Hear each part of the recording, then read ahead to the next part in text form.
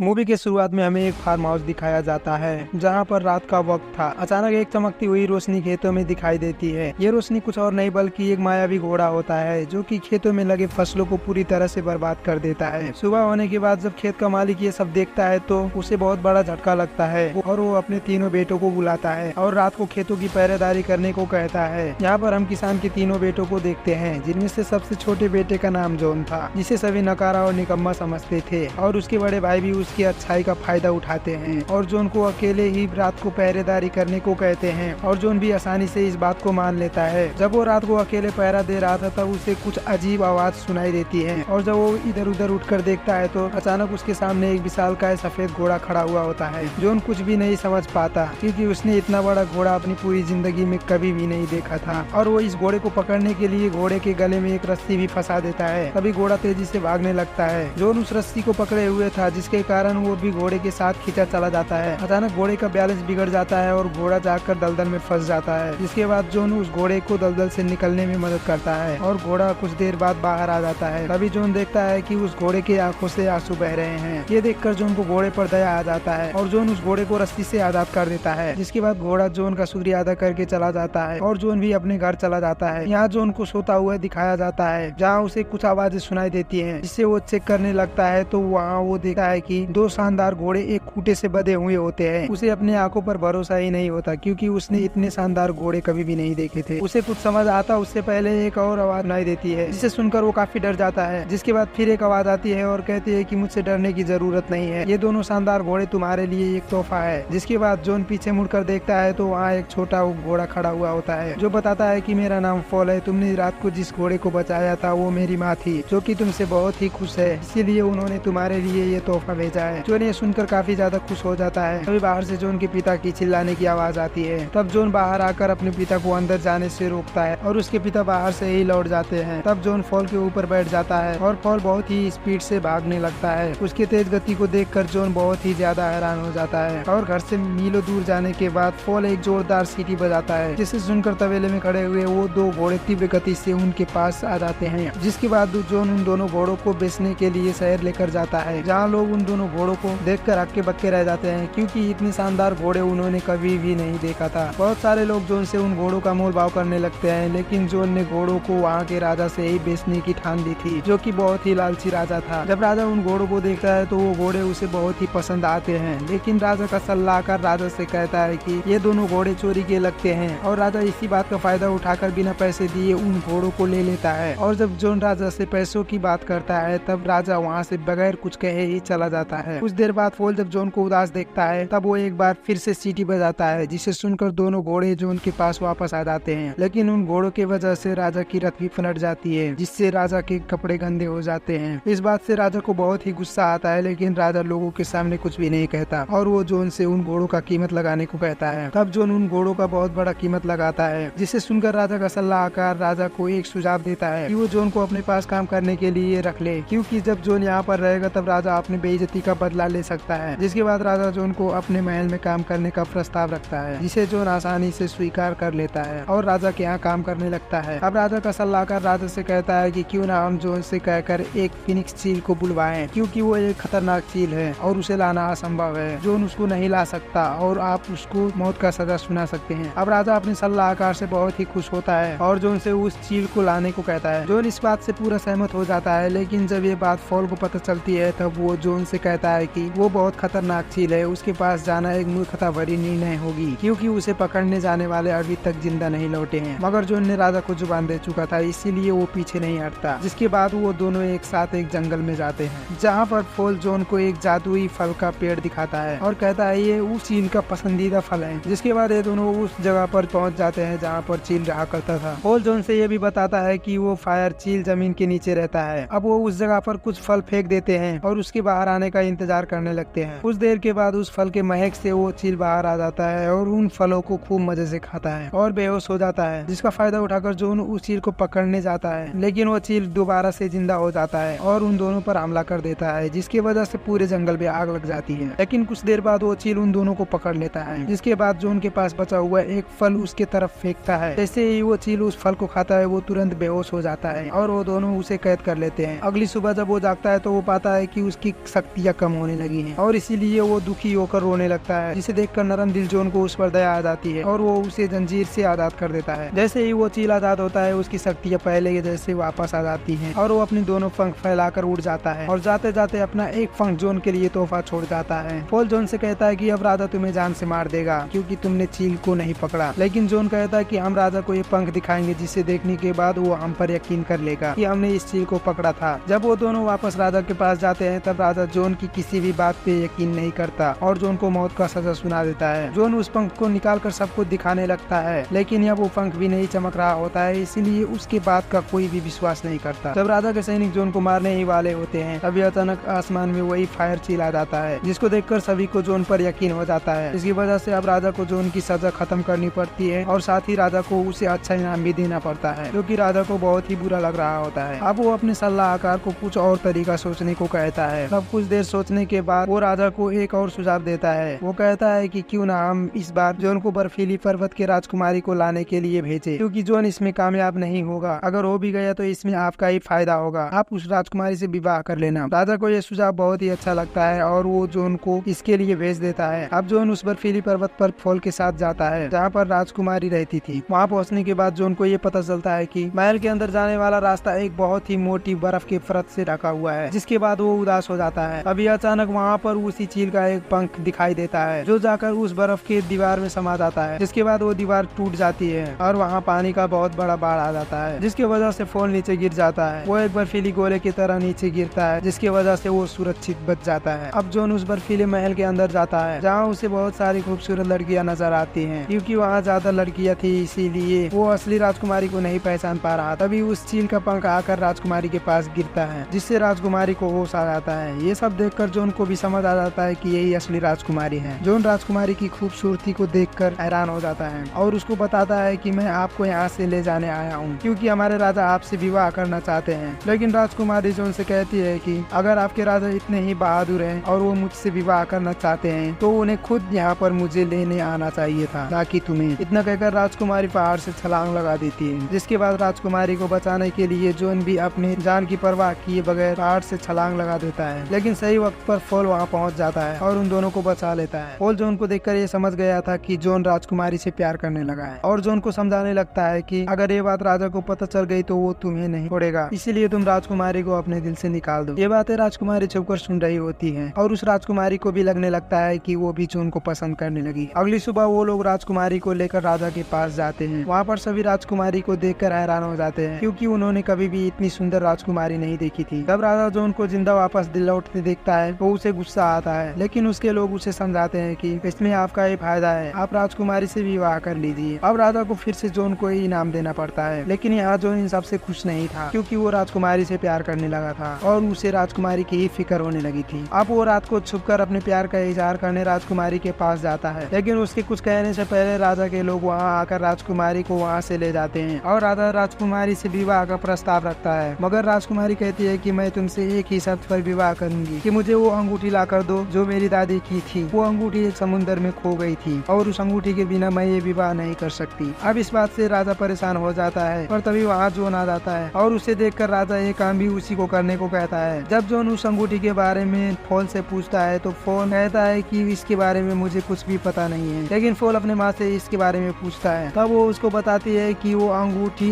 एक विशालकाय मछली के पेट में है जो समुद्र के बीचों बीच एक टापू के पास रहती है। अब जॉन और फॉल उस अंगूठी को ढूंढने के लिए निकल पड़ते हैं, मगर वहाँ अचानक कुछ चींटियों के टकराने की वजह से जॉन नीचे गिर जाता है। अब जॉन को पता चलता है कि वो उस विशालकाय मछली के पास पहुँच गया है जहाँ जॉन पानी के नीचे बड़ी बड़ी जंजीरों को देखता है और वो देखता है कि वो विशालकाय मछली उसी जंजीर में बांधी गई होती है। पानी से बाहर आने के बाद उन दोनों को समझ आता है कि ये पूरा टापू नहीं बल्कि वही एक मछली है जिसके बारे में फॉल के माँ ने उसे बताया था। जॉन मछली से पूछता है कि ऐसा उसके साथ क्यों हुआ। तब वो मछली बताती है कि मैंने गलती से कुछ पानी जहाजों को निगल लिया था, जिसके बाद इंसानों ने मुझे इन जंजीरों में कैद कर दिया, पर अब मैं अपनी गलतियों को सुधारना चाहती हूँ, मैं आजाद होना चाहती हूँ। कहकर मछली रोने लगती है, जिसको देखकर जॉन को बहुत बुरा लगता है और वो उस मछली को जंजीर से आजाद कराना चाहता है। तब उसे एक तरकीब आती है कि क्यों ना हम मछली को एक जोरदार छींक दिलवाएं, जिसके झटके से जंजीर टूट जाएगी और मछली आजाद हो जाएगी। अब वो फॉल के ऊपर बैठ जाता है और अपने प्लान के अनुसार मछली के नाक के अंदर घुस जाते हैं और अंदर आने के बाद नाक को गुदगुदाने लगते हैं, जिसके बाद उस विशालकाय मछली को बहुत बड़ी छींक आती है, जिसके झटके से जंजीर टूट जाती है और मछली आजाद हो जाती है। साथ ही साथ सारी जहाजें भी बाहर आ जाती है, जिसके बाद वो मछली उस समुद्र के अंदर चली जाती है। लेकिन तब जॉन को उस अंगूठी की याद आती है और जॉन उदास हो जाता है, क्योंकि अब वो मछली वहाँ से जा चुकी थी। मगर तभी वहाँ पर एक केकड़ा उस अंगूठी को लेकर आता है और कहता है कि ये उस मछली ने तुम्हारे लिए भेजी है। वो मछली मन की बात जान लेती है। इसके बाद वो अंगूठी लेकर वो राजकुमारी के पास आते हैं, जहाँ पर वो उस चील को भी देखते हैं जिसे राजा ने कैद कर लिया था। अब जॉन राजकुमारी को वो अंगूठी देता है, जिसे देखकर राजकुमारी समझ जाती है कि जॉन उसके लिए कुछ भी कर सकता है। उधर राजा का सल्ला आकर जॉन को राजकुमारी के साथ देख रहा होता है। तभी उसकी नजर फॉल पे पड़ जाती है,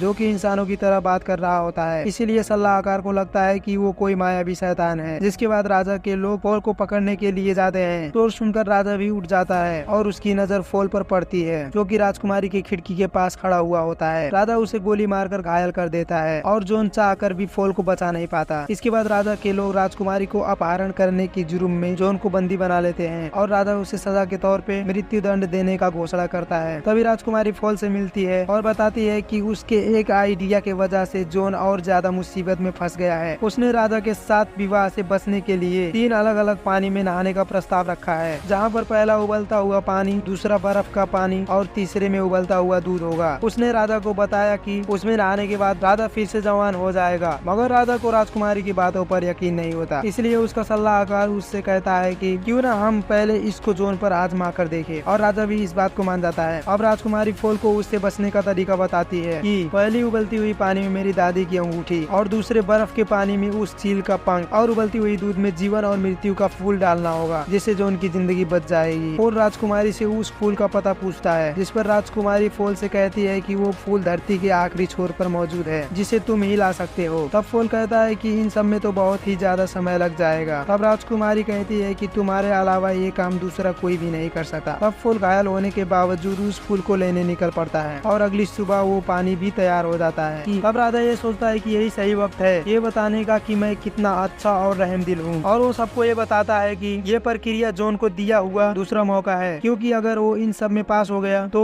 वो जॉन को आजाद कर देगा। इसके बाद वो जॉन को उस उबलते हुए पानी में ढकेल देता है और राजकुमारी भी पानी में चुपके से अपनी दादी की अंगूठी डाल देती है, जिसके बाद उस अंगूठी के जादू से उबलते हुए पानी से निकलकर जॉन बर्फ के पानी में गिर जाता है। ये सब देखकर वो फायर चील चिल्लाने लगता है, जिसकी आवाज कैद किया गया वो पंख सुन लेता है और वो बाहर निकलकर ठंडे पानी में गिर जाता है। जिसके बाद जॉन उसमें से सुरक्षित बाहर निकलकर उबलते हुए दूध में गिर जाता है। राजकुमारी फॉल के आने का इंतजार कर रही थी। दूसरी तरफ हम देखते हैं कि फॉल उस फूल तक पहुंच चुका था, लेकिन उस फूल को तोड़ने से पहले फॉल को ये पता चलता है कि इस फूल को तोड़ने के बाद तोड़ने वाला मर जाएगा। लेकिन इस बात का परवाह किए बगैर फॉल उस फूल को तोड़ लेता है। उधर और बाकी सब लोगों को लगता है कि जॉन मर चुका है और वो उदास होकर वापस जाने लगते हैं। और तभी वहाँ वो फूल लेकर फॉल पहुँच जाता है और उस फूल को उबलते हुए दूध में डाल देता है। जिसके बाद देखते ही देखते जॉन उस उबलते हुए दूध से चमकते हुए रोशनी के साथ एक राजकुमार की तरह बाहर निकलता है। ये देखकर राजा भी उबलते हुए पानी में छलांग लगा देता है, मगर वो दोबारा से जवान होने की बजाय एक गुब्बारे में कैद होकर आसमान में गुम हो जाता है। तभी लोग ये सब देखकर बहुत ज्यादा खुश होते हैं और वो अपना नया राजा जॉन को बना लेते हैं। तब जॉन और राजकुमारी फॉल को ढूंढते हुए फॉल के पास पहुंच जाते हैं। जिसके बाद फॉल कहता है कि अब मैं मरने वाला हूँ। तब वो राजकुमारी बताती है कि वो फूल बस तुम्हारा टेस्ट ले रहा था, तुम्हें कुछ नहीं होगा। मूवी के एंड में हम जॉन और राजकुमारी की शादी को देखते हैं। दोस्तों, अगर वीडियो पसंद आया हो तो वीडियो को लाइक और हमारे चैनल को सब्सक्राइब करें। वीडियो को अंत तक देखने के लिए धन्यवाद।